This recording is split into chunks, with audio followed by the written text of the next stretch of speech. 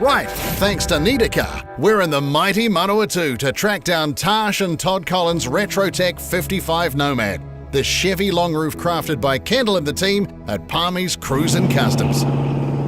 If you're satisfied, then it's mediocre. Everything can always get better. It's never good enough.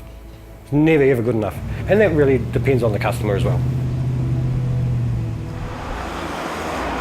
It's really good when a customer comes in and they say, I want this particular thing, and they don't want to waver from it.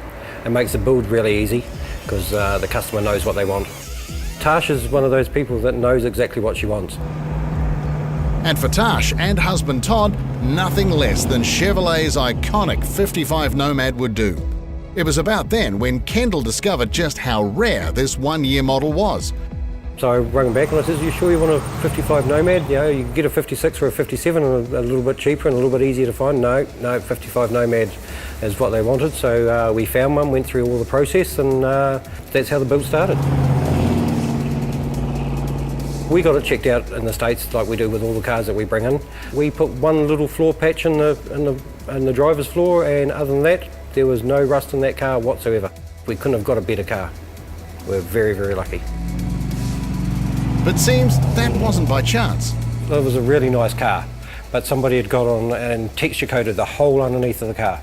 We're talking the firewall, the suspension arms, the chassis, the whole lot. And we actually had to send that up to Rotorua to get it dipped. It sat in their tank for 3 weeks just to get the stuff off of it.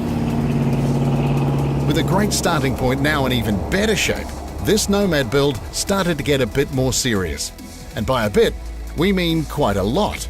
Let's change the colour, let's put some suspension in it, let's put an LS in it, let's go with a new interior, so on and so on. And it just grew and grew and grew to what you see now.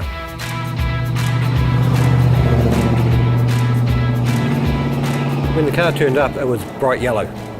Had brown suede interior, so it was a very 80s style car. It had wood grain on the dash. The initial brief was, let's get it, let's paint it black and put a new interior and we'll drive on. As all builds do, they grow. Tash decided orange, then it was finding what shade of orange.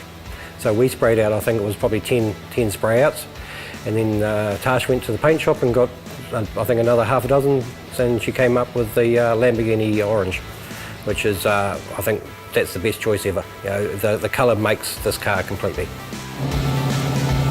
Tash, it was so funny, it was almost exciting when she came in. She'd come in and she'd see something new that's been done and she'd get all excited, and which made us excited. It wasn't just those iconic 1955 lines that caught Tash's eye. The wagons that stood out had something else in common. They were all lacking their factory altitude.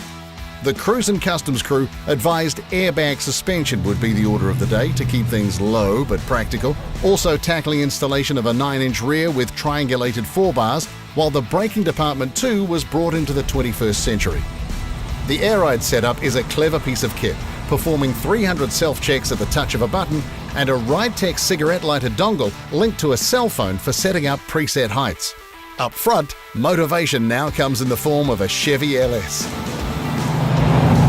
Well, the benefits from going late model into the likes of an LS and 4L65 transmission, which is in this one, is the complete drivability. You can go out after 6 months and turn the key and start it and back out the driveway just like you do with your late model car. They sound the same, they're more economical, the horsepower is greater. They are the future.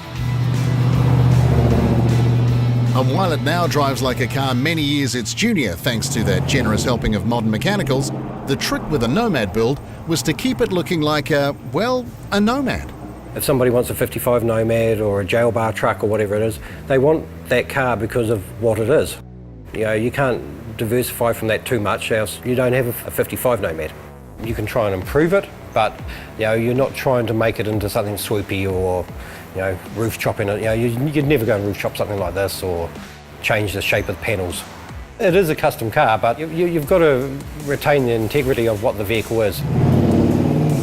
And for Kendall and the Cruisin' Customs team, while the Chev long roof build offered a great opportunity to show off their talents, it's much more than just bolting together a car. The customer is the biggest part of the whole thing, as far as I'm concerned. Tasha and Todd were absolutely brilliant. They let us do what we wanted to do with the quality of things. Hopefully the car shows that. Seeing the smile on somebody's face that's the total reward, as far as I'm concerned.